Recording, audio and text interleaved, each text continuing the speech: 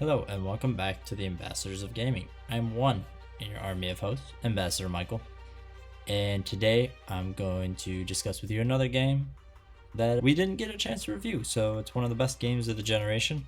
We are handpicking some of the best games in the lead up to the fall 2020 of next gen and kind of documenting some stuff we didn't get a chance to go over, more in-depth look at some of the games that came out throughout the generation. Today I would like to discuss with you Horizon Zero Dawn. Daryl has written up some thoughts for us regarding the game, and so I figured it would be good for him to get some words in on this. So, another game of the generation coming up is the 2017 launch of guerrilla action RPG Horizon Zero Dawn, which was their first new IP since Killzone in 2004. Set in a futuristic world where humans were scattered around the world, living in tribal populations with machines roaming the world, which are robotic-like creatures, you play as Aloy, who is a young hunter trying to discover her past and what happened to the world. I thought this game had a good narrative and the story was well paced. Never once did I feel the way it progressed felt forced or tiresome, and it was a joy to play through. Visually, the game is fantastic, and it was one of the first to truly take advantage of the extra power in the PS4 Pro. Textures are crisp, and the lighting and HDR implementation was brilliant. The game was easy to play and felt smooth and consistent with its frame rates throughout. It was also very easy to pick up and play, and even though I hadn't played this for about a year to record the footage for this video, I found it was still easy to play. At the time, it was a solid Game of the Year contender for me, which when you consider it launched roughly around the same time as The Legend of Zelda Breath of the Wild, as a hit launch on the Switch is highly praised, especially when I found this to be a better game personally. They did launch an expansion for this game called The Frozen Wilds, which in terms of quality of story, enjoyment factor, and difficulty increase, I found actually surpassed the quality of the base game in ways and was a worthy addition. My advice is you're new to PS4, then the complete edition, which is also part of the PlayStation Hits Collective, is relatively cheap. It's around £16 in the UK, and is a must buy. For me, out of the new exclusives to launch this gen, this was possibly my favorite. Strong words from Daryl, as always. I think I have to agree with Daryl. The Frozen Wilds definitely, I think, elevates it to a new place. Horizon is, I think, really great. It's a little off in certain areas, obviously, because they had a lot of stuff to kind of work through and jump through from being a studio that was basically making a Call of Duty competitor to, making an open world RPG. And so I think there's some slack to give with that, but overall the game really is beautiful.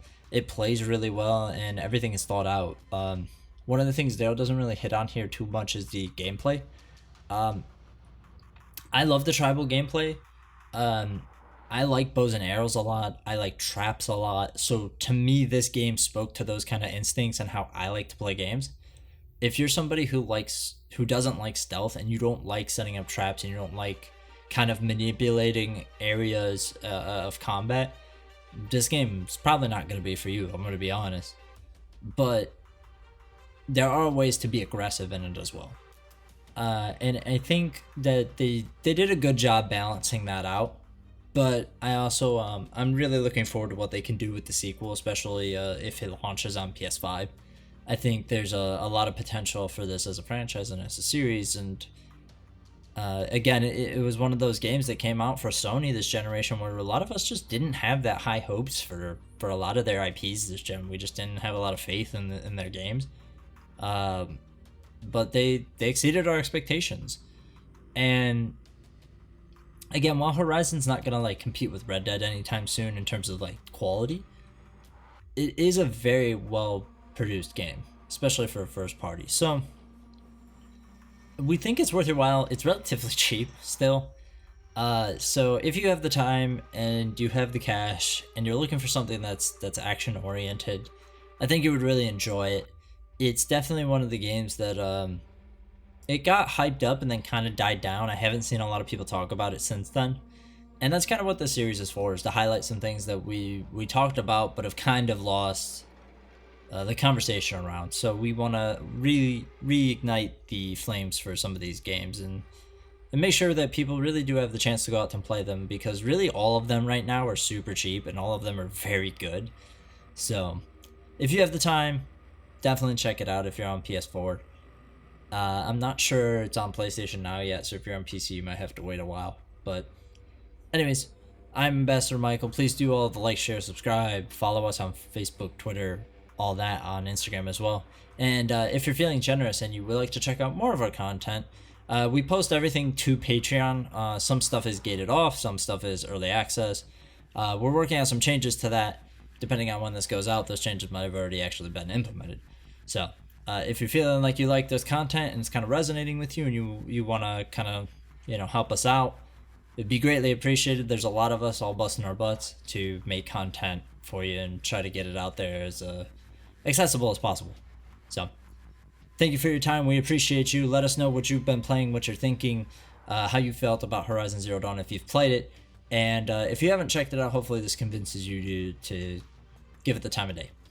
Until next time, friends, I'm Ambassador Michael.